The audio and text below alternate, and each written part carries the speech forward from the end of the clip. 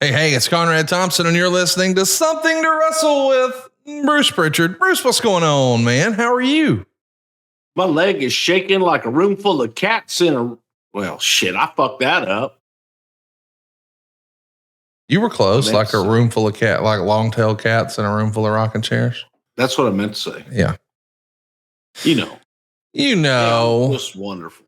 Well, we are excited to be recording. It's a little late, but better late than never. Bruce, you've been busy, but we're glad you made time with us today to pick up our conversation about Mick Foley. We left off with the debut of Cactus Jack at Madison Square Garden. You can pick that up at somethingtowrestle.com. So we'll pick it up at the pay-per-view right after that. Bad Blood. The major story, of course, was the fact that Brian Pillman passed away the night before, and he was scheduled to face Dude Love at the show. This is bad timing, of course.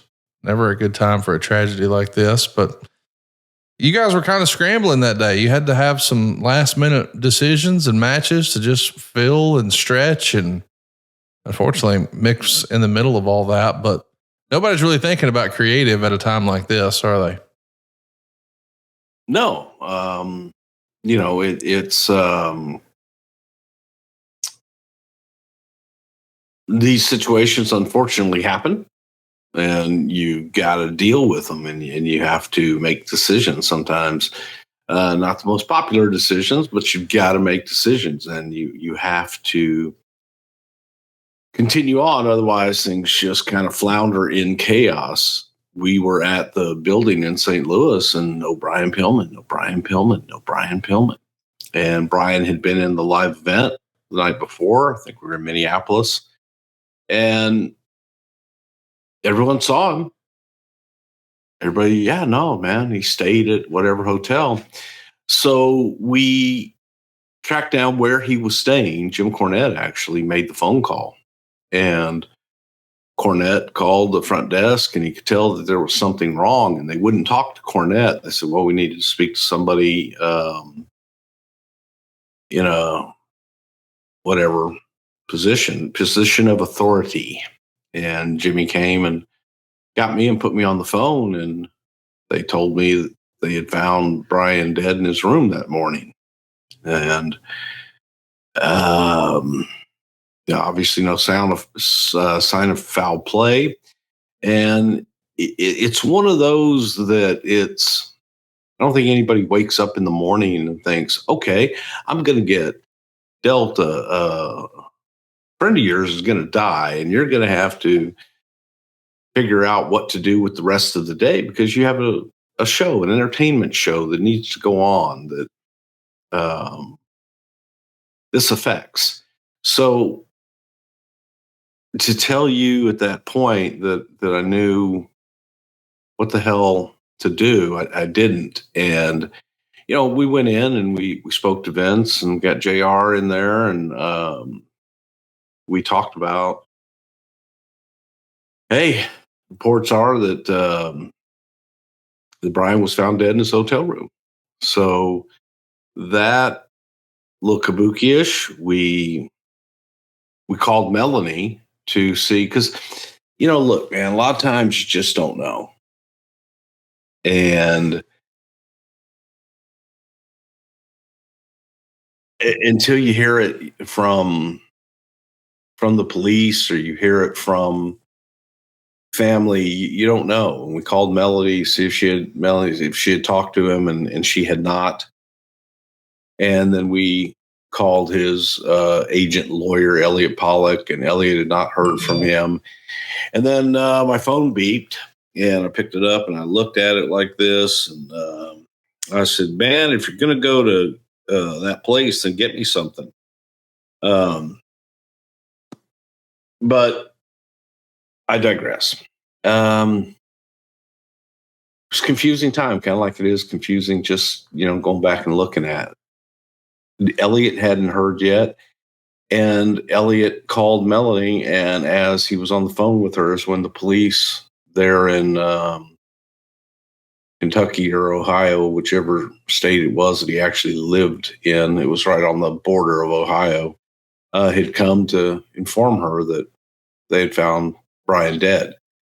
So a lot happening really fast, and it's emotional. It's Brian was a friend. Brian was a great guy. That, like I said, waking up that morning, that was the last thing that I would have expected to be handed, that day. So it's just kind of threw things into chaos a little bit. I know it's hard to even think about this, but all these years later, I do want to know, as best you can recall, do you think the Dude Love character, or just Mick Foley in general, was going to be a part of this Pillman, Marlena, Goldust angle going forward? Or was he simply just a babyface who didn't have a feud at the moment so he could fill the role that was needed for the story? I think sometimes it's not decided until you're into it. I got you. So you can make things happen and look at it and say, we could go with a story on down the line here.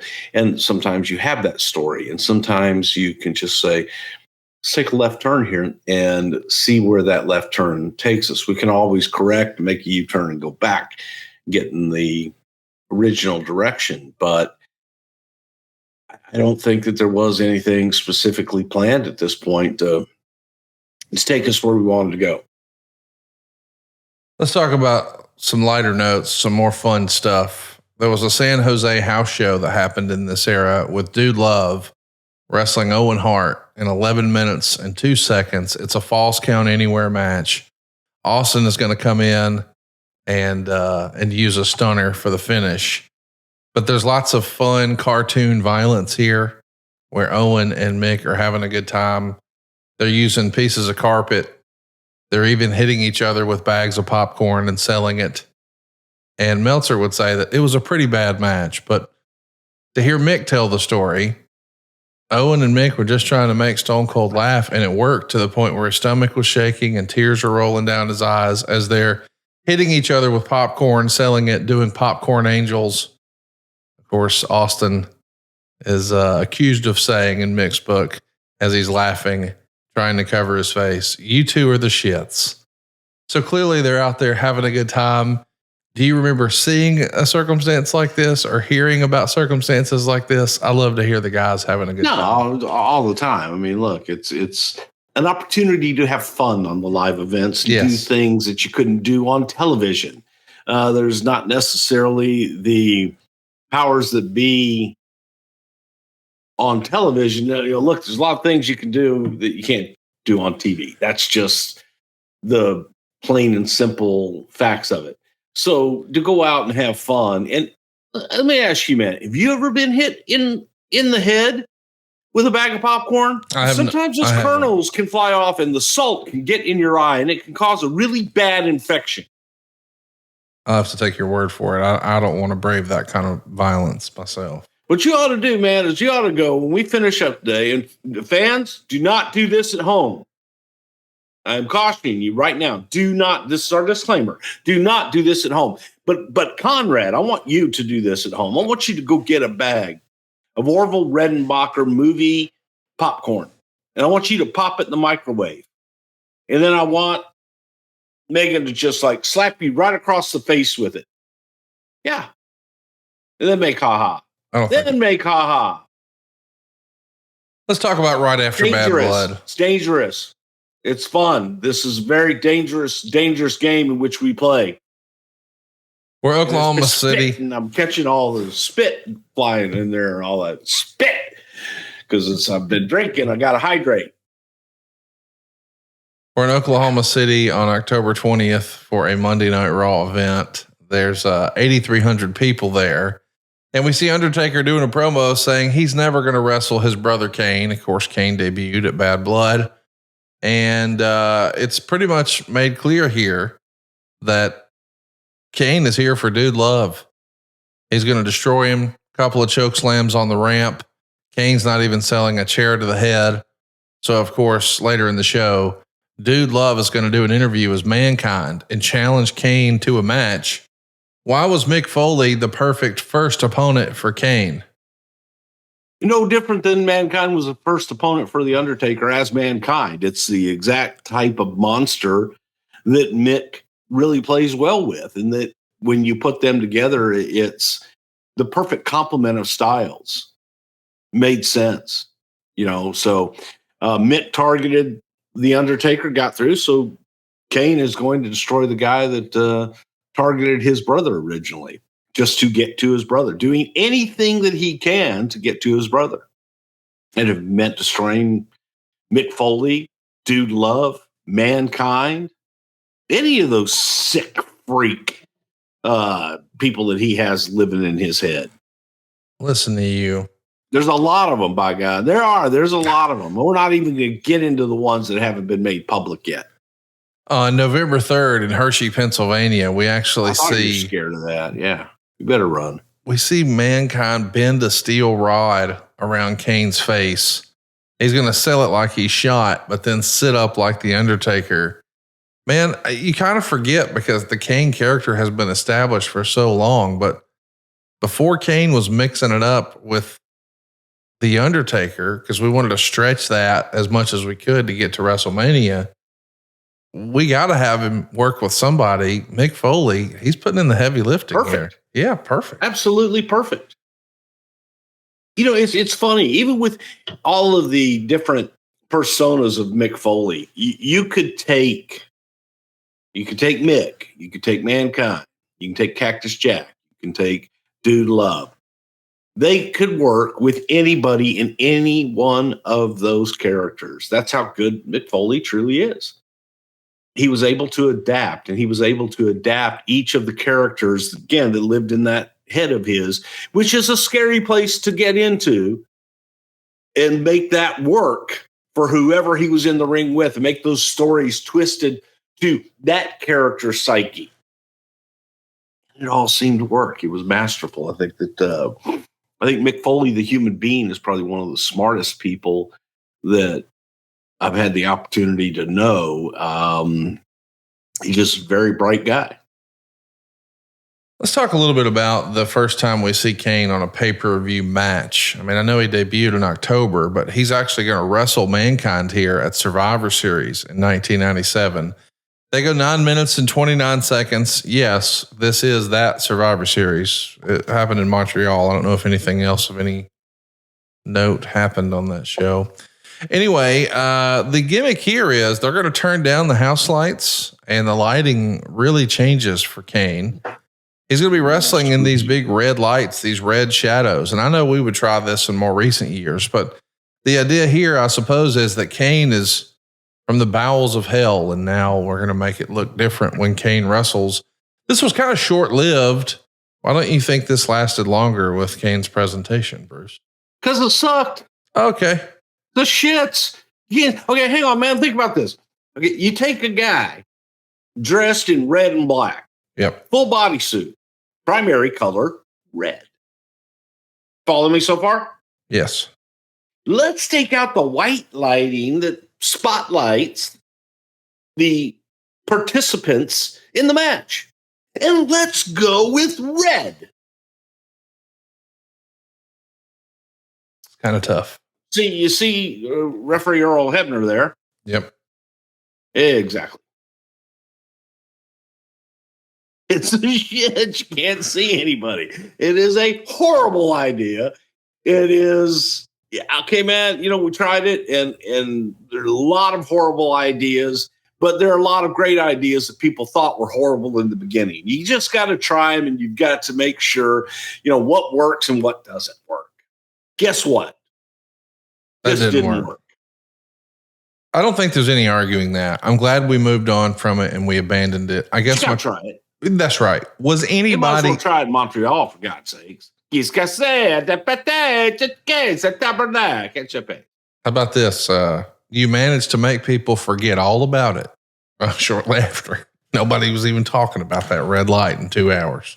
Yeah, see. I did want to ask. You're welcome. Was anyone advocating for it even after they saw it? Or was it kind of unanimous? Hey, it sounded good on paper, not in execution.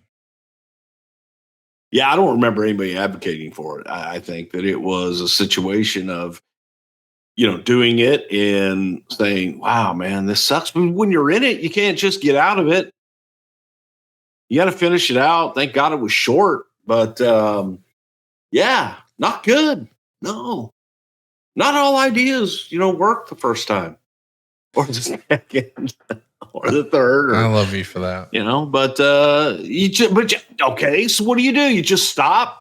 Well, fuck, man, that was a shitty idea. We'll just stop coming up with ideas. No, you forge forward.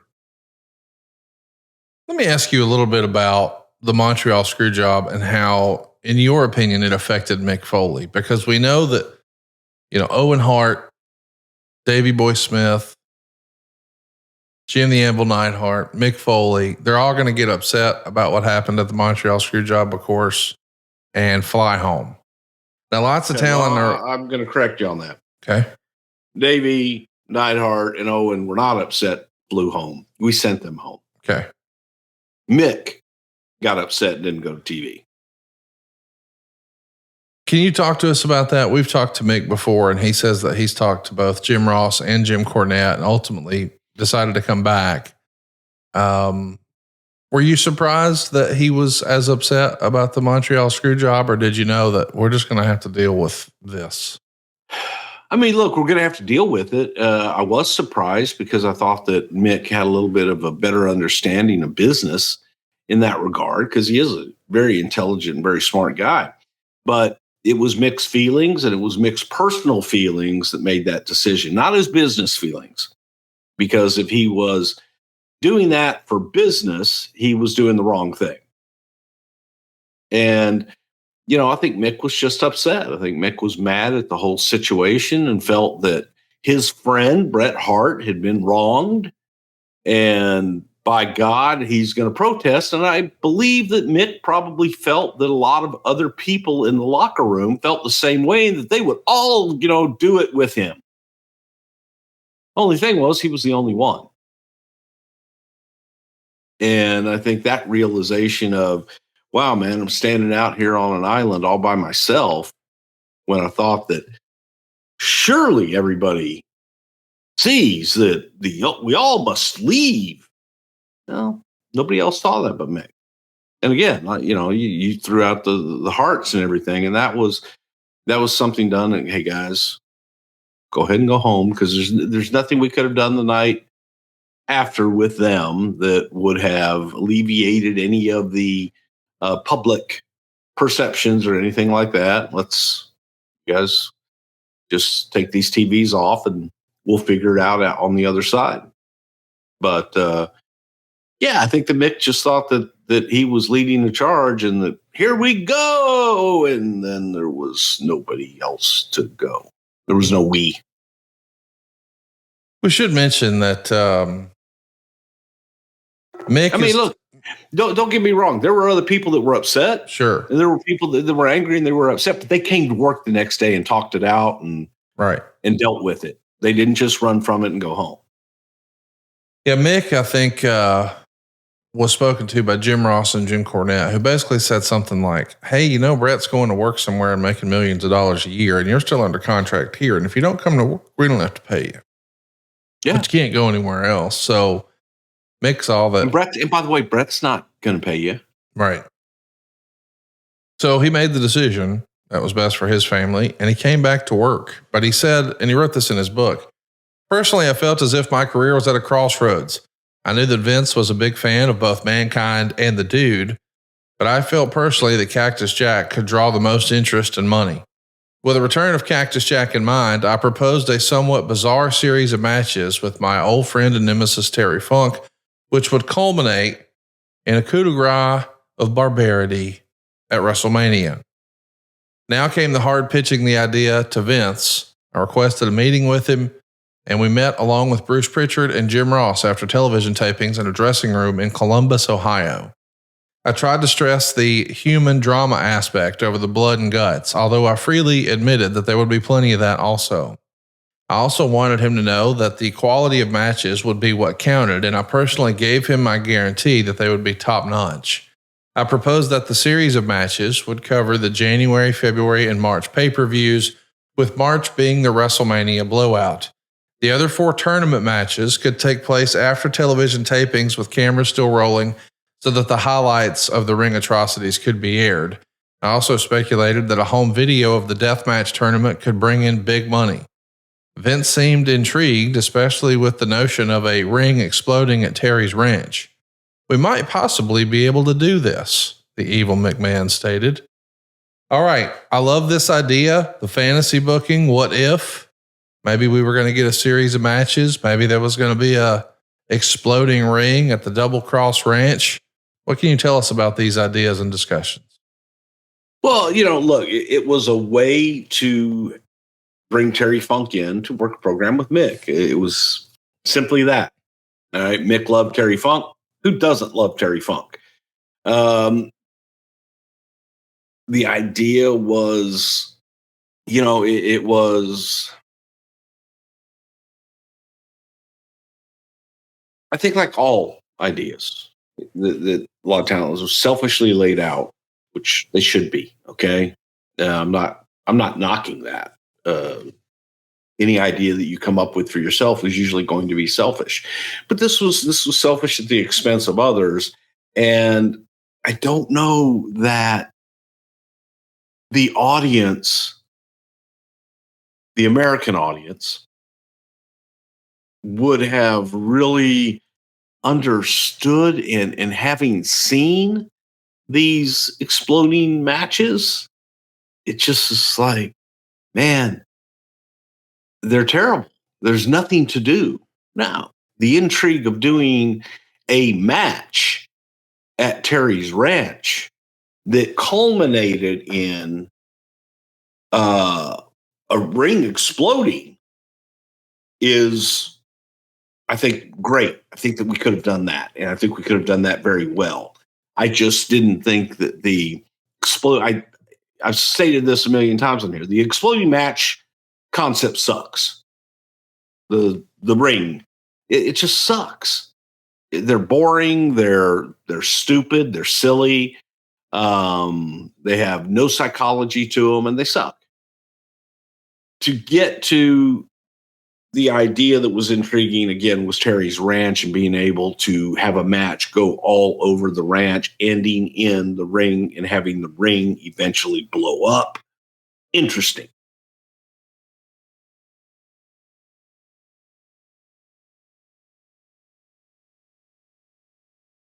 I wish it would have happened.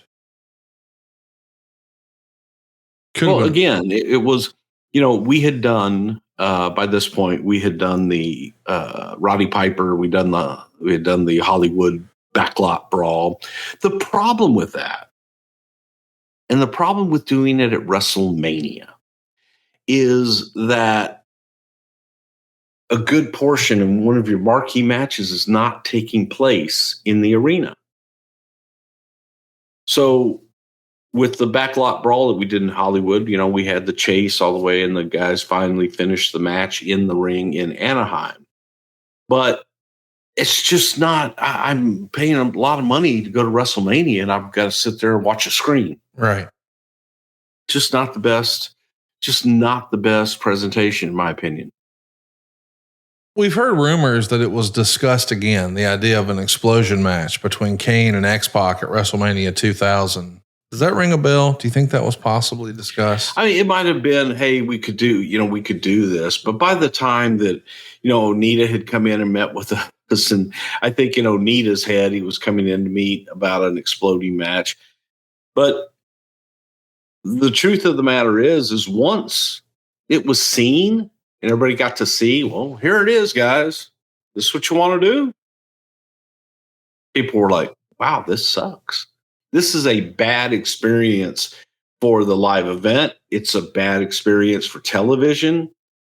I mean, if you live in Southern California or Northern California, wherever certain people live that love it, and, great.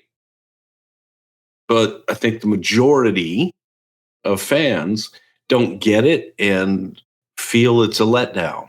It's not a big culmination of something. It's kind of a fart in church.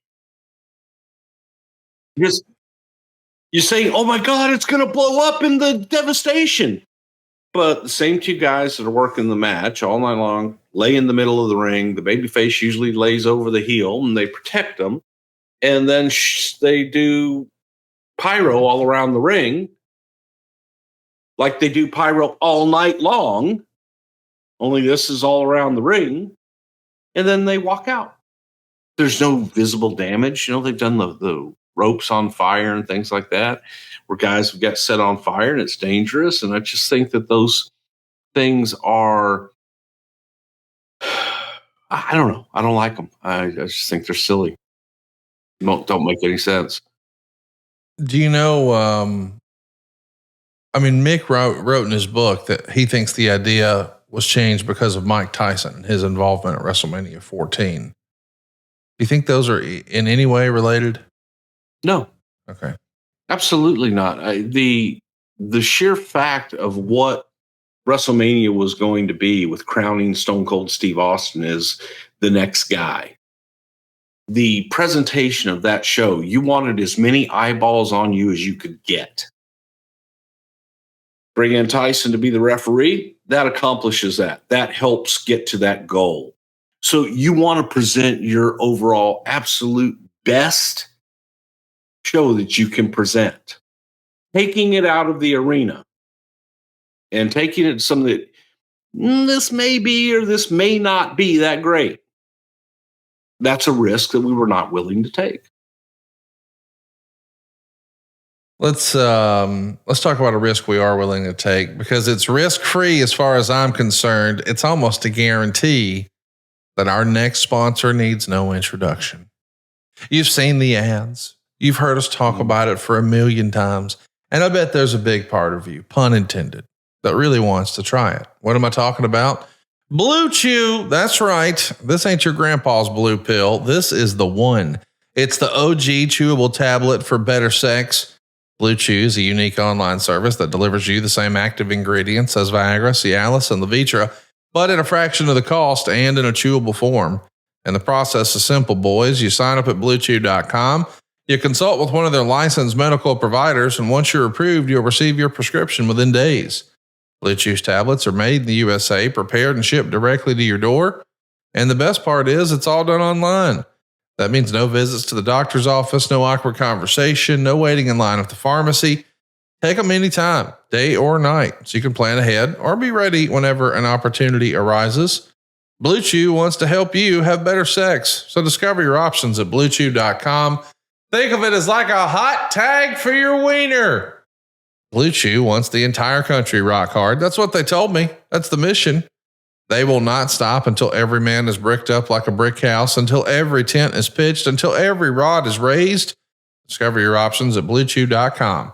And we've got a special deal for our listeners. Try Blue Chew free when you use our promo code WRESTLE at checkout. Just pay $5 shipping. That's BlueChew.com. Promo code is WRESTLE and you'll receive your first month free. Visit BlueChew.com for more details and important safety information. And we want to thank Blue Chew for sponsoring today's podcast. Let's pick it up where we left off and talk about what Cactus is going to be doing. Since we're not going to be doing a series of death matches with Terry Funk as our opponent, well, Dude Love is going to wrestle the new heel version of Billy Gunn with his new heel tag team partner, Road Dogg. The New Age Outlaws are starting to get hot, and they're going to throw Foley off the stage on an episode of Raw. How does Terry and Cactus go from, hey, we're going to have them as opponents, to shit, let's make them a tag team? Well, I think that it is an opportunity to make two new young guys in Road Dogg and Billy Gunn and make them into a formidable tag team. You had Road Dogg and Billy individuals, and I would dare say that they weren't really taken off as individuals. And Billy had been a part of the Smoking Guns with Bart and then gone on to be Rockabilly, and Road Dogg, and I'm trying to forget what the hell Road Dogg had done. But now they're a tag team, and we wanted them to be a formidable tag team and knew they could hang. And there was a lot of people that felt very strongly that Road Dogg and Billy were going to make it. So you get them people that can help make them and really get them over. And that is Terry Funk and Cactus Jack. Hard to argue. It's written in the Observer here. Dude Love did an interview where he transformed into Mankind and then Cactus Jack. Real interesting in New York to see zero reaction for Dude Love, but a huge pop when he switched to Cactus Jack. And of course, this is the episode where there's a big box. And as they're fighting, a chainsaw starts sawing its way out of the box. The crowd is chanting for Terry, but we're not calling him Terry. The announcers are referring to him as Chainsaw Charlie. He's got a stocking on his head with some baby powder. And Terry actually wrote about this in his book. He says, I got ready for my big debut on Raw that Monday night in December, and the plan was for me to come out of a box. Bruce Prichard, one of the backstage guys, was describing to me what they wanted me to do. I said, that's it? You just want me to come out of the box? Well, yeah, he said, just come out of the box. Do you want to come out as anything? Before my brain could fully process the question, my lips blurted out, Chainsaw Charlie. Get me a chainsaw so I can go out there. I can't explain it. It just popped in my head. They asked me what I wanted to wear and then got me some Levi jeans and a pair of suspenders. I already had a red shirt, so I kept that. And they got me women's pantyhose stockings and some baby powder to put on my head. All at my request. What an idiot. I guess I could have just gone out there without anything over my head, but I wouldn't have been Chainsaw Charlie with Terry Funk's head, would I? I had to be Chainsaw Charlie. What in the world is going on with Chainsaw Charlie? Do you remember this conversation about getting Terry? Yeah, it definitely did not happen that day. By any stretch of the imagination. Okay. Talk to us. How did this come to be? Yeah, I called Terry and I pitched Terry to do, this thing with Cactus. Asked Terry Funk. Okay. And Terry said, Prichard, I've been in as Terry Funk and I've done this, but do you remember John Ayers? John Ayers was a football player. John Ayers was a very good friend of Terry Funk's. I believe he played for the Denver Broncos.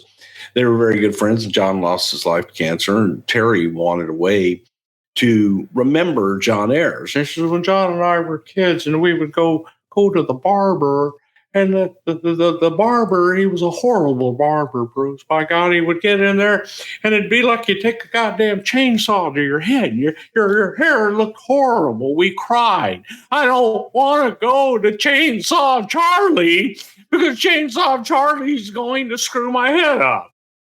Now, he tells me this story after. Now, this all comes after spending time with Terry in Japan on a bus with Leatherface, Corporal Kirshner, doing the Leatherface gimmick in Japan. And Terry told me then about, see that right there, Prichard? God damn. Chainsaw Charlie brings that goddamn chainsaw to the ring. The way they've got a gimmick so there's no blade on it. You can't cut anything. You're not going to hurt anybody here. But goddamn, when you hit the thing and it's going and the sparks fly, it's amazing. Chainsaw Charlie. Now fast forward, whatever it is, 6 months or so. Now he's telling me the Chainsaw Charlie and John Ayers story all over again. And he wants to be Chainsaw Charlie. Well, I don't want to put Terry in a goddamn leather mask. So I was like, okay, what would that look like, Terry? Goddamn, I don't know. Maybe we'll get some goddamn, put some fucking pantyhose on my head. I don't know. She's Chainsaw Charlie. He's crazy. The pants he wore were mine. Never got them back. Okay. I think the suspenders may have been mine too. We might have gotten them, but the pants are mine. Those are my pants. I never got them back. Gary, wherever you are, I know you're up there. Man, can you have somebody find my pants? I think they might still fit. But gave my pants, and he went out and we did the whole thing as Chainsaw Charlie because, Cornette had done the whole thing with Russo that, if you, goddamn, you come out of a box, you're over. So we have Terry come out of a box. It was a rib on a rib on a rib. But so Terry is in the box. Got to get Terry out of the box. Don't want the door just to open or anything silly like that. That would just be stupid. He's Terry Funk, man. So you get a chainsaw, and he chainsaws, cuts a hole out of the box and comes out, through the hole that he himself cuts as Chainsaw Charlie. Now, we're going to keep that picture, flag that picture, because we're going to come back to that in a minute. So he has a real chainsaw that is in the thing with him. He uses the real chainsaw to cut through the box, to cut the hole in the box. Then he has a gimmick chainsaw that doesn't have blades on it that will cut. Okay, because it's like you got the chain on there and it goes around. It's got the blades and that's what cuts. So he cuts the hole, puts the one chainsaw back, grabs the second chainsaw, and comes through the thing, right? Okay, folks. What year is this again, Conrad? What year are we in right now? What year are we talking about? This is the very beginning of 1998. 1998. Weren't no goddamn electric vehicles and all that kind of bullshit. All right? We used gasoline and oil, petroleum. It's in the ground. We got it. God damn it, we used gasoline, and it was gasoline-powered chainsaw. Go back to that picture there, Dave Silva. You see that shit coming from if you guys are watching us on YouTube, which I highly suggest you do, subscribe and like, give us a 5-star rating, please. But you can see the picture of a bunch of sparks coming out of the chainsaw.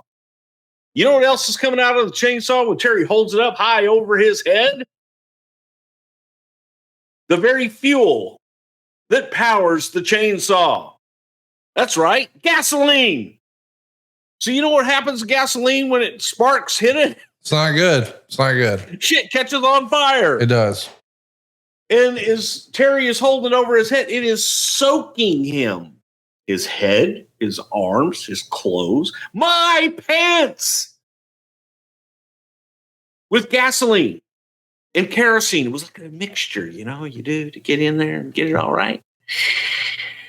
And I got the guy going, Brucey, he's dripping gasoline everywhere, and he's hit that damn thing and the sparks. He's going to catch on fire. What? Yeah, that's gasoline flying all over him. I said, what the fuck are we doing? Why are we giving him a fucking basic? You've given him a bomb. We have given Terry a bomb. And he's up on the goddamn corner of the ring post, making it spark, and it's getting all over him. And you can see like little things start to flame up. And thank God it wasn't enough to completely catch him on fire. But holy shit, he came back reeking like he had just mowed the back fucking 40. And Chainsaw Charlie was born. My God, Prichard, there's goddamn holes. There's holes in the top of the goddamn gas tank. What the fuck? Well, you put holes in there so it can breathe. Because most people don't hold the chainsaw upside down. I believe there's a warning on the chainsaw. Do not hold chainsaw over your head when full of gasoline and kerosene. Yes. So, folks, this is another pro tip, man. God, we are teaching today. Professor Prichard, by God, and I'm teaching today because I'm here to tell you, don't do that. Don't do that. That's bad. Bad, Terry, bad. And so was heroin, but he lived through that part. Don't do that. Shirts coming soon. State College on the 12th of January here gets 8,628 fans in the building. It's a sellout. Cactus Jack is super over here. We're seeing interview clips from him talking about his time in Japan and ECW. He's even going to reference Chainsaw Charlie as Terry Funk. The first time we see him, we don't acknowledge he's Terry Funk almost immediately. Chainsaw Charlie, damn it. I'm sure somebody tried it the first week and then said, what are we doing? Right. Chainsaw Charlie. He's a butcher. We got to talk about one of the more interesting moments in Royal Rumble history. The Royal Rumble in 1998 is where Mick does all three gimmicks in the Rumble. We see him as Mankind. We see him as Cactus Jack. We see him as Dude Love. This is one of the more iconic Royal Rumble moments. What do you remember about this idea and the execution? Thank you. I loved it. It was, it was one of those deals. You had them all on there. So why not? Why not use all three of them? Takes up 3 slots and they're all entertaining. So to me, it was a natural. And that was one of those as you're doing it where you just start laughing and saying, hey, God, we have to do this. If we can't do this, what the hell? Why are we here? So, yeah, I thought that was excellent. Very entertaining. Mick was a perfect guy to pull it off. I think the only thing Mick was upset about was the fact that he had to wear different tights. He had the blue, the brown, and the black. Later on, I think Cactus, Mick, Mankind, and Dude Love all just wore sweatpants. The same pair of sweatpants, too. But in this case, he had the black for Cactus Jack, he had the brown for Mankind, he had the blue for Dude Love. Do you think there were any other performers who were upset that Mick got 3 spots and maybe cost 2 other guys their spot in the match or I don't care. Pay-per-view payoff? I don't care. Yeah. Cactus, Mankind, and Mick all earned their spots individually, by God. There you go. January 19th, we're in Fresno, California. The Quebecers who've just signed new contracts are going to be coming back here to wrestle Cactus Jack and Chainsaw Charlie. We get some shenanigans because Cactus Jack is going to clean house with a barbed wire baseball bat. Was there any hesitation to introducing barbed wire bats into Monday Night Raw? Not the kind we use. No, ours were safe. Got it. Carl has just turned 30. And Jacques was 37, and people are talking about them in the write-ups here as if they're these over-the-hill performers at 30 and 37. Why do you think the conversation changes so often about what old is and what's past its expiration date in wrestling? Well, I think that it really depends on the amount of exposure talent has had. So while 37's young, but Jacques been wrestling since he was 16 or somewhere around there. Feels like he's been wrestling since he was 8, but there was a lot of him. He had a lot of exposure and had been around for a long time and in a highly viewed period. So there's a feeling, look, man, you could be 2 years and people think, holy shit, yeah, great example, Stone Cold. Steve had 2 good years. And then Steve's injuries and what have you, it got him out. He was still on the program, but he wasn't able to work. People think, oh my God, he was there for 20 years. It wasn't. Rock. Same difference. So I think that the feeling of them coming from a different era in many regards, where we had the enhancement matches, and that's what you saw on TV and so on and so forth. They've been around a while. Not even Carl Ouellet, even. He was Jean-Pierre Lafitte, the Pirate. Did you know that he was blind in one eye? I've heard that he could perform miracles. Some bitch could catch a ball, Conrad. It's crazy. One eye. It's a miracle. Watch this. It's like I'm gonna. Okay, hang on. I can't do it. How could you? You don't have the one eye. I got one eye shut. It's pretty fucking hard. I tried to do that. So let's talk about something that jumped off the page to me. The NWA. Motherfucker, that's not easy. Not a miracle when you do it. February 7th. Miracle. Admit it's a miracle. February 7th, Stratford, New Jersey, the Sterling High School gym. Cactus Jack is going to wrestle Doug Gilbert. Mr. Fuji's on the card. This is not someone doing an impression of Mick Foley. You're actually allowing a third-party booking to happen here in February of 1998, like 6 weeks before Mike Tyson and WrestleMania are here. This just jumps off the page to me. Were you surprised you're still doing it in 98? Why was this even allowed? This was a favor. This was a favor from Mick. That's all. We had complete control over it, and I knew Doug, trusted Doug. Don't trust Mick, but I trusted Doug.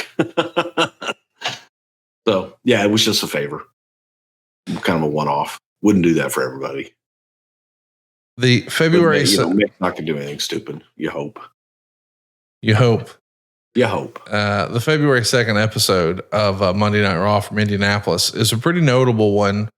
You know, there's lots of great wrestling that happens on it, but this is the one where we see Chainsaw Charlie and Cactus Jack, who've been battling each other. An incredible match here. But the New Age Outlaws come in, lock them into a dumpster, and push them off the stage in the dumpster. And we play it seriously. And it feels like this is going to be one of the more impactful moments we've seen on a Monday Night Raw. I mean, we're getting the hush tones from the announcers, and they're treating it very seriously. And we're seeing a crying Sonny. And then later, of course, we see them do a run in attached to IVs and silliness. I mean, you were right there with delivering a serious angle, but then came back pretty campy. Do you remember that being debated? What was campy about it? Well, just the idea that Terry Funk's coming back wearing a hospital robe and grungy underwear, but still running around with a chainsaw, and Cactus Jack is coming out hooked up to an IV. Like, it's a little over the top, is it not? No. Actually, no. If you've ever seen guys that have actually done that, I've actually seen, Eddie Guerrero for one, rip the IVs out and just take off with only one boot and come down. To me, it's entertaining. I look at it as what would Terry Funk do? And that's something that Terry Funk would do. And we'll get into when we get into WrestleMania of exactly what Terry Funk did after WrestleMania as well, with a very legitimate injury. And when you take these characters and you mix it with the human being, frankly, man, that is what they would do. The real life people, that's what they would do. And having seen that stuff, and I know you've never seen it in real life. You've never been back there when they've had, paramedics and doctors trying to put IVs in guys that don't want IVs in them. And either ripping the IVs out of their arm or ripping the IVs out of the bag and getting up and leaving. I've seen it. It's happened. I mean, that's, it's an alternate life. And a lot of people look at it as, I've never seen that, so it's never happened. I have. So to me, it's like, well, you know what, man? Terry was that pissed off. I could see Terry doing this. I have seen Terry do this. So it's a stretch. It's an exaggeration. It's embellishment. Yes, all the above, but it's also based in reality. Well, something else that's based in reality is the reality that it's never been easier to get MLB tickets with Game Time. Well, I know how to do that. And Game Time is a game-changing app that Bruce and I both have on our phones. We use this on a regular basis. We're big fans and we believe in it because it really works. But a lot of us are listening to this podcast because we're big nostalgia fans. We want to remember the way things were. And one of my favorite things to do is to go relive America's pastime. Some of the fun memories I've had with my friends and certainly my family at baseball games. And with killer last minute deals, all-in prices, views from your seat, and their lowest price guarantee, Game Time takes the guesswork out of buying MLB tickets. And not just MLB tickets, but man, you can save up to 60% off buying last minute for sports, concerts, comedy, theater, etc. Game Time's also got flash deals where they can get you in-app deals on select seats ahead of time, or even zone deals where you choose the section, Game Time chooses the seats. What I want to promise you is there's no switcheroo. They're going to show you all-in pricing right up front. I got to admit, they used to use a different ticketing site and they'd show you one price, but once it was in your cart and you were trying to check out, boy, it was a way different price. The seat views are pretty cool too. Instead of just looking at a seat map and seeing a little dot on a chart and saying, oh, that looks like it could be a good seat, you get a panoramic view from your seat in the app before you buy. They've also got the lowest price guarantee. That's going to give you some peace of mind, where Game Time will credit you 110% of the difference. They don't want you to get a good deal. They want you to get the best deal. I'm a big believer in this. I've used it. I've told the story here several times. My daughter wanted to go to Lana Del Rey. The concert was completely sold out. Another ticketing site had tickets on the very last row, like the tippy top, the nosebleed. Her back would have been against the concrete. For like $20 more, she sat front row thanks to Game Time. I bought it just hours before the show. Last minute tickets, lowest price, guaranteed. That's Game Time. So take the guesswork out of buying MLB tickets with Game Time this year. Download the Game Time app, create an account, and use our code WRESTLE. You'll get $20 off your first purchase. Terms apply. Again, create an account and redeem the code WRESTLE. That's WRESTLE for $20 off. Download Game Time today. Last minute tickets, lowest price, guaranteed. So, Bruce, let's talk a little bit about where we're headed here. We've got No Way Out on the way to the big pay-per-view called WrestleMania. And so we've got this big February show. We know that, unfortunately, Austin can't stand across the ring from Shawn Michaels because Shawn is still hurt from the Royal Rumble match where he fell in the corner of the casket. So we've got this big multi-man tag team match, but now we need a replacement. I'm wondering, did you know at this moment when you're doing this dumpster angle, did you know you don't have Shawn for No Way Out? You're not going to get him until WrestleMania at best. Yeah, we didn't want to. You know, look, you're sitting there. You want to get the match in the ring. You need it for WrestleMania. So the best thing to do in that situation is put him on the shelf and rest him. Okay, let's get him to Mania. Don't risk furthering an injury if you know by doing it in a pay-per-view the month before. Not necessary. Talk to me a little bit about, the timing. I mean, I guess what I was pointing at earlier and saying it was silly and campy is the idea that we played it so devastating and so straight when the accident happens, the dumpster push off the stage. But then, of course, later we're running to the ring with IVs and hospital gowns. So it plays like it's less serious. And I wondered, in an alternate universe, if you had Shawn at that February pay-per-view, he's not hurt. Do you think you would have stretched that and let it linger a little bit and have some more heat? And did that timeline get accelerated because you knew you didn't have Shawn? No, I don't think so. And I think we would have played it, the same way. And again, it's like you try to say it to people that have never actually been in the situation. And, when you watch it in hindsight and you're actually in it, I keep going back to the Eddie Guerrero one, which again, to me was as serious as you could get, but also kind of funny because Eddie, we had talked to him and brought him from a raging maniac down to like a small child. Okay, I'm sorry, man. Okay, I'll go to the hospital. I'll do it. Gets hooked up with IVs, sits up, rips one out of his arm, rips the other one out of the bag, and takes off. He's only got one boot. And the people that chase after him is like Brother Love and Freebird Michael Hayes. And he is losing buckets of blood in the process. So as he's walking, it's like somebody has a hose and they're just got this huge trail of blood. And Eddie's taken off in one boot, one bag of whatever the hell it was, saline or whatever, and the other IV dangling. And, and we're walking by. It's a cartoon. It is. It's a cartoon. But it was real. It's real. And that's what, these characters, these humans would actually do. And I remember, the one in LA with Eddie where X-Pac had been gone for a long time and X-Pac had come to that show and was trying to make peace with people. And he was talking to Hunter and he's like, what the fuck is going on? And he goes, I don't know, but I saw Bruce and Michael Hayes both running. So it must be something. And it was, in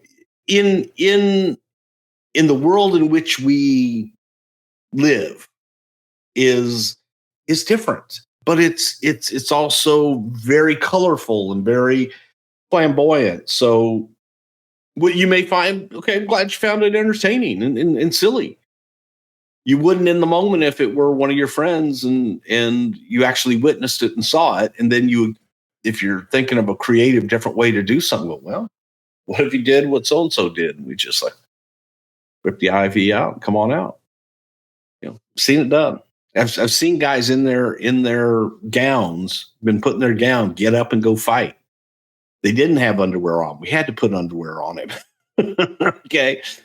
But, when you've seen the shit go down, so much of what we come back with is based on real life experience. So, yeah, I know it's two different pieces. Your question, I think that, they still would have been involved in that. I just wondered if the timeline changed because, historically we've seen like these major injury angles, like when Earthquake squished Hulk Hogan. Boy, it became a whole layoff and a letter writing campaign, and we were trying to get sympathy and can they come back? And we've seen that happen before. Mm-hmm. And that's the way this played, at least it felt to me when we're playing it really seriously. But when we come back in the same show, not a week later or 2 weeks later, but the same show, I just thought, wow, that may have been a missed opportunity, but clearly they weren't going away. That's the thing. They weren't. Right. Well, and that's what I was asking is, do you think that had you known you had Sean, would you have done something differently there? Like I get the need to make it a multi-man match and all this other stuff, but I'm just, with the benefit of hindsight, it doesn't feel like the plan was always Savio Vega. No disrespect. It was not. Okay. Originally. Yes. No, it was not. But at the same time, it was always a multi-man match from the standpoint of keeping Sean safe and not having to do a whole lot. Well, that's what happens at No Way Out. It is a fun match. There's some hilarious moments in there with throwing the garbage cans and the fire extinguishers. And there's a lot of silliness. And they pulled out all the stops at No Way Out. It was hardcore. It was a multi-man. It was a mess, but it was fun. Fans really just wanted to see China get that stunner, and it gets the biggest pop of all, probably.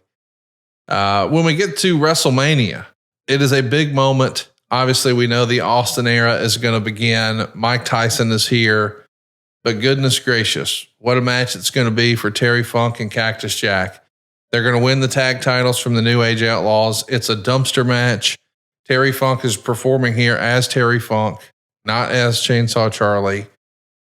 And from what we understand, boy, Terry Funk took a heck of a bump and a crazy bruise coming out of this one. What do you remember of their WrestleMania 14 confrontation? Absolute carnage. Terry and Cactus went out, and Brian and Billy were fighting for their lives.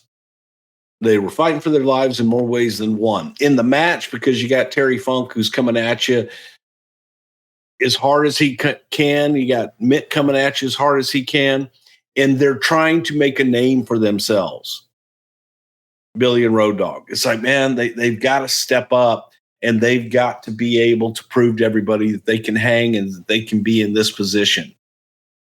You got Mick and Terry who are out there, and they're just wanting to have the very best they can have. And for Mick to give Terry a moment, for Terry to give Mick a moment, that's the way everybody was kind of looking at this match. And in it, Terry got bruised his kidney or whatever the hell, but it was horrible. I mean, horrible. So much so that had he gone to the doctor at the arena, we probably would have ambulanced Terry from the building to the hospital. Instead, Terry came back to the hotel and what have you. And I was told of this injury, and I went to go see Terry, and Terry and Vicky were on their way down to the party. And he went into talent relations first, and I went in and I grabbed him, and Vicky has seen the worst of everything with Terry at this point. And she was upset because Terry was refusing to go to the hospital. And it's like, Bruce, he'll listen to you. He's not going to listen to you. He's not going to listen to me. But I went and Terry and I sat, and Terry just was like, could I get a vodka grapefruit with a splash of cranberry, which is what the hell? That's not a sea breeze. It's whatever the hell it is. And so I asked my wife hey, can you go get us a couple drinks? And Terry's drinking them. I said, Terry, could you please just, for me, not for Vicky, not for anybody else, for me, would you just go get checked out? Because I can tell you're hurting. You told me you're hurting. You never tell me you're hurting. You told me you're hurting.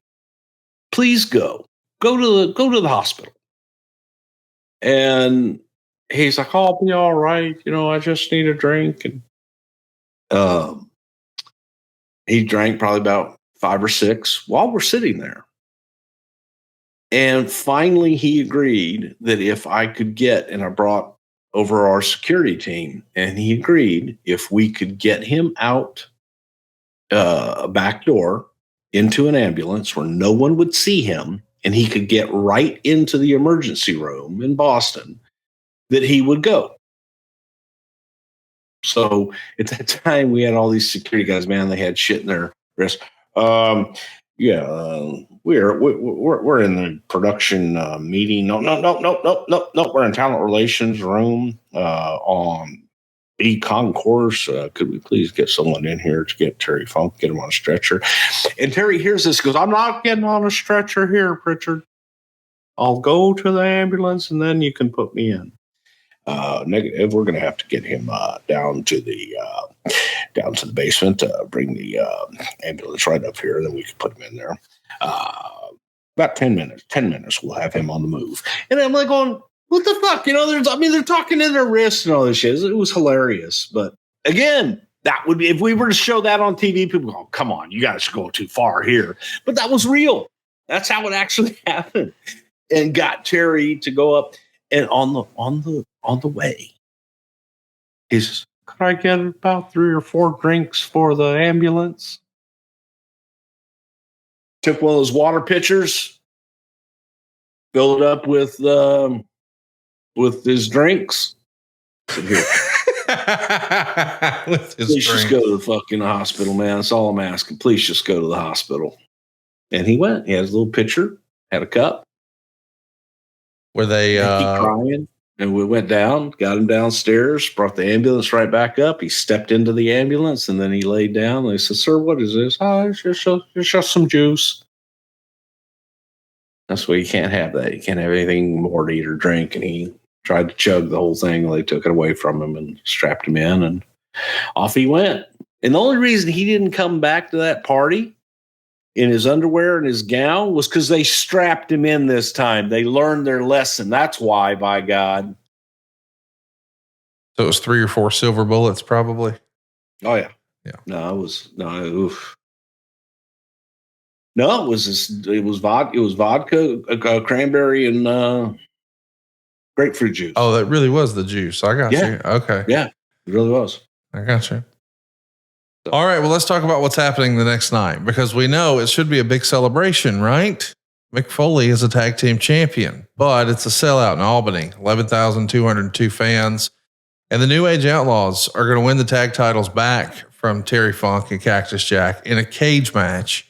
Funk is in incredible pain here. He's got a bruise the size of a doggone watermelon on his back. Earlier in the night, Sean Waltman came back from the WCW experiment, if you will. Got a crazy work shoot promo, if you must, about Eric Bischoff and Hulk Hogan and WCW. It's a new era for DX, and that's what this match is all about.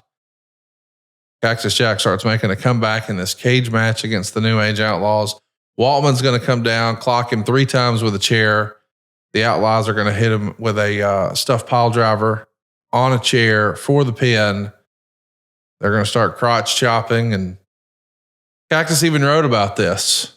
Laying there, beat up, hurting, and the crowd's chanting, Austin, Austin, Austin. This is a major moment for for Cactus Jack and his character development and his storyline arc. What do you remember of this night, the night after WrestleMania 14? Look, I think that for Mick, in many ways, it was a coming out party. It was, Mick had done so many things, and it was like, all right, in our heads, this was the guy, that we've got for Austin, that we're going to, be Austin's first big challenger. So it was, it was, I thought, perfect. Everything about it. It's an interesting time because I think Mick was all excited about this WrestleMania and the possibility of doing death matches with Terry Funk. It doesn't work out, but he gets to win the tag titles with his hero, and that's fun. And he's thinking after WrestleMania, he'll be working with Mark Mero, who at this point was Marvelous Mark Mero. He'd been having problems with his wife on television, of course, Sable. And now they're trying to create this new persona and push Sable, and he's going to be in the mix. When all of a sudden, Mick gets a call from Vince Russo, who says that those plans have changed. And it's exactly what you laid out. Stone Cold wants to work with you at the next pay-per-view. So he finds out that, okay, this didn't work out with this tag thing with Funk the way I hoped it would. But as much as I like Mark Mero, working with Steve Austin, the top guy, that's pretty cool. Did you think maybe you're flip-flopping him heel to babyface too often? No. I think that Mick Foley was the type of character, whatever he played, in whatever role it was, that he could pull it off. Mick isn't like everybody else. Mick's character, Mick's demeanor is based on who he's facing. And he can be the same, and he knows how to work it. So what some people may traditionally say, okay, well, because he's working with Austin, he's a heel, but he's not changing anything that he's doing. The only thing changing is his opponent. So that was the beauty of Mick Foley. And that it's when you have guys that completely change their entire demeanor and change everything, the way they look, the way they talk, everything they do. Go, I'm a bad guy now, or I'm a good guy, so I'm going to slap hands and kiss babies. The best characters are the characters that are true to themselves all the way through. The only thing that changes is their opponents. And that is what Mick had. And I think that was the secret to the guys that really make it. And that's what made Mick. What helps is the next week we have Cactus Jack come out and cut a promo that maybe a lot of Attitude Era fans weren't really paying attention to. Maybe they had a shorter attention span. But buddy, he's cutting a really strong promo. He's talking about what it felt like to get beat up and left laying in a heap after he had put his body through the paces for the fans. And he had to lay there in a bloody heap as the fans are chanting Austin's name. And he's being very specific about not being negative about Austin personally, but he's saying that, hey, you're not going to see Cactus Jack for a while. It's a pretty cool moment. It's a pretty cool interview. And we know that it's going to lead to a little bit of a turn with Dude Love. And maybe you're looking to make some changes. Well, how about this? Have you heard the new flavored air category is quickly becoming the leading alternative to vaping and smoking? Right. It's a whole new movement towards better habits, led by the sponsor of today's video, Fume. Fume is an award-winning flavored air device. You see, flavored air isn't like vaping. If vapor was compared to, say, sticky soda, Fume cores are closer to herbal teas. Fume has lots of delicious flavors to choose from, like crisp mint and orange vanilla. And with flavored air, you can satisfy your oral fixation through a passive diffusion system that utilizes no electronics, no vapor, or combustion. You see, Fume draws flavor to your mouth. Fume fills the void ditching a bad habit can leave. You still have something to reach for, but Fume is not a vape. There's no vapor. You can use it anywhere. There's also no nicotine, so it's not addictive. They have non-toxic flavors, and that makes it a guilt-free alternative. By the way, there's no batteries, so you'll never need to charge it. It also looks awesome. You'll feel the weighted, high-quality design, and it's fun to fidget with. It calms your anxiety with magnets and snaps and clicks. Fume is continuously investing in third-party studies to ensure the safety of their products. It's also backed by doctors here in the United States. And my wife has tried it, and she absolutely loves it. The crisp mint blew her away. Can't wait to see what you think about it, what your favorite flavors are. And I'll tell you, just the actual physical presence of it, it's fun to fidget with. It gives your hands something to do. Fume has served over 300,000 customers, and you can be their next success story. For a limited time, use our code WRESTLE to get a free gift with your journey pack. Just head on over to tryfume.com. That's tryfum.com and use the code WRESTLE to get a free gift with your order today. That's tryfum.com and use the code WRESTLE. Let's talk a little bit about what's next on this journey that mankind is on. We're going to see Mick Foley reintroduce Dude Love, the return of Dude Love. This all happens on a pretty important Monday Night Raw. This is the episode in April of 1998, where for the first time in 83 weeks, Monday Night Raw beats Nitro. And what does it? Well, it's the promise of Austin with one arm tied behind his back, wrestling the chairman of the board, Mr. McMahon. But as you might imagine, that's when we get the reintroduction of Dude Love. Dude is going to interrupt this main event. He's going to turn heel.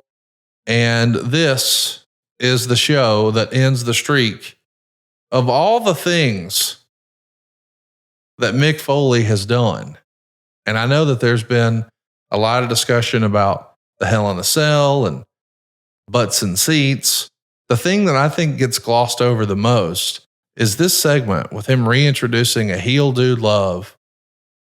I mean, this is the show that beat Nitro. Everybody knows it's McMahon and Austin, but I think people forget that, hey, Dude's right in the middle of all this. That's where we're headed for the next pay-per-view, right, Bruce?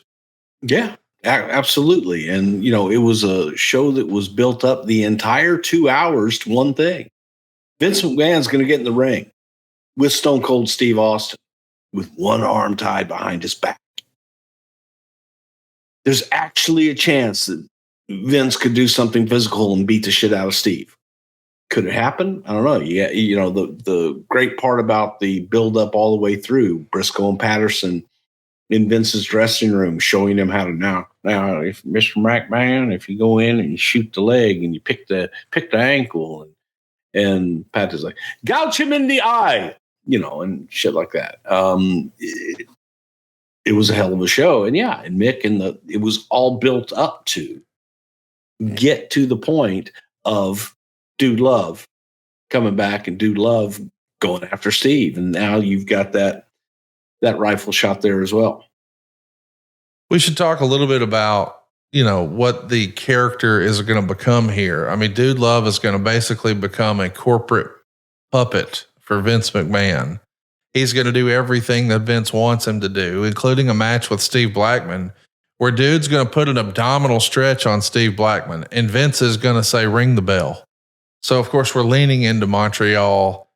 I mean, this is a heck of a way to make Dude Love hateable. This most lovable character, just pair him with Mr. McMahon. And here we go, Unforgiven, man. What a barn burner it is. It is a great first pay-per-view main event for this Austin era.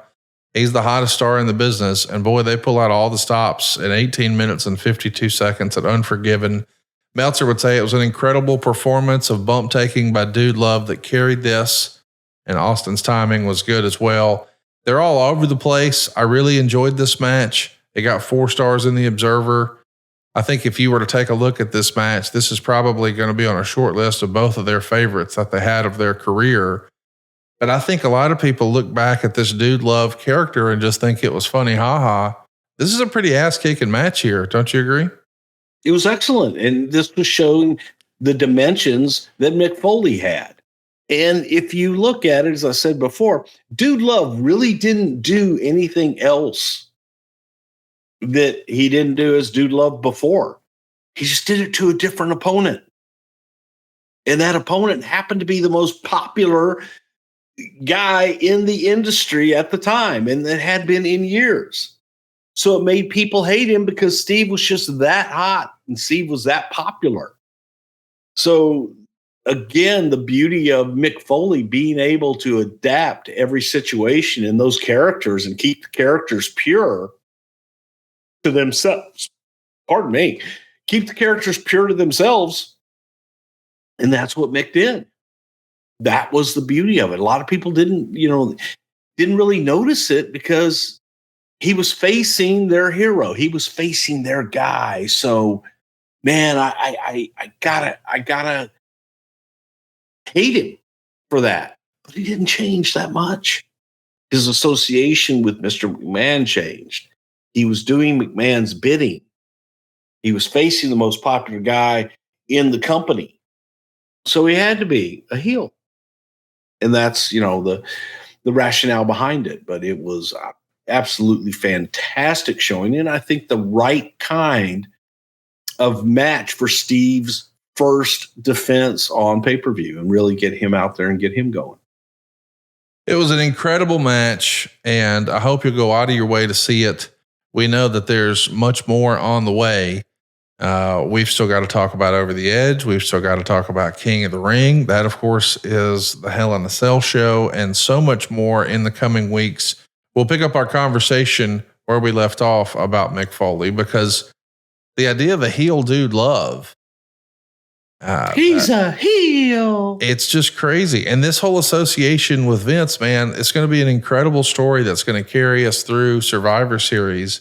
I think 1998 has got to be the most important year of Mick Foley's career by far. Would you agree with that?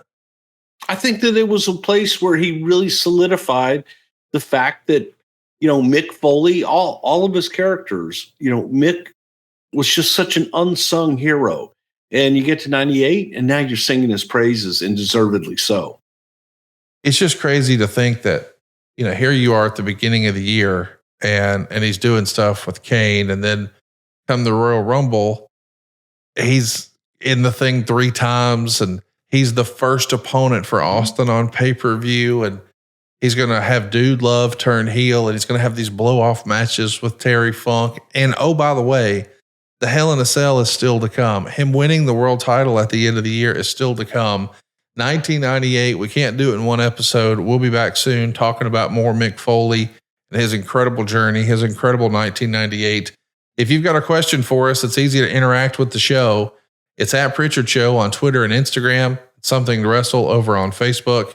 And your home for all things Bruce Prichard is somethingtowrestle.com. That's our free YouTube. So hit the subscribe button, turn on the notifications bell so you know the next time we're live. By the way, if your business targets men 25 to 54 years old, never been a better place to advertise than right here with us. With our super targeted audience, there's very little waste at advertisewithbruce.com. Bruce, I love talking about Mick Foley, man. This was a lot of fun, and I can't lie. I'm looking forward to SmackDown this Friday. I feel like you guys have been on a tear, and man, SummerSlam's going to be here before you know it. It's a good time to be a wrestling fan these days. Yeah, I think so. Having a little fun. We're excited that busy you're times, fun. busy times, and busy times are good times. So listen, we're going to hope to be unbusy and be on time next week. We apologize for the delay, but as you heard, Bruce has been a busy boy, and it's paying benefits as a WWE fan.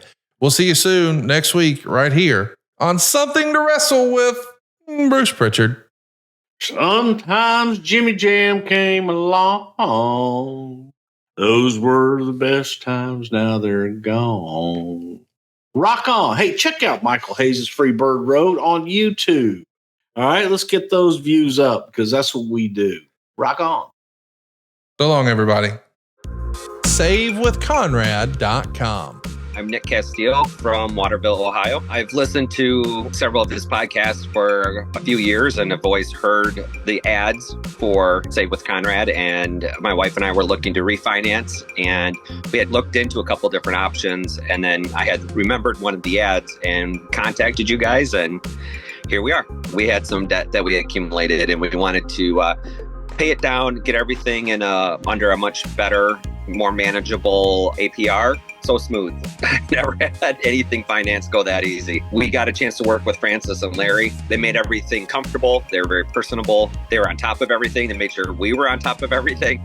They were with us every step of the way, kind of guiding us. So like I said, I've never had an experience that went that smooth. Right off the bat, we saved at least $250 a month. Within a couple of months, we'll probably be at the 400 to 500 mark a month. I'm Nick Castillo from Waterville, Ohio, and I've saved over $400 a month with SaveWithConrad.com. NMLS number 32416, Equal Housing Lender, SaveWithConrad.com.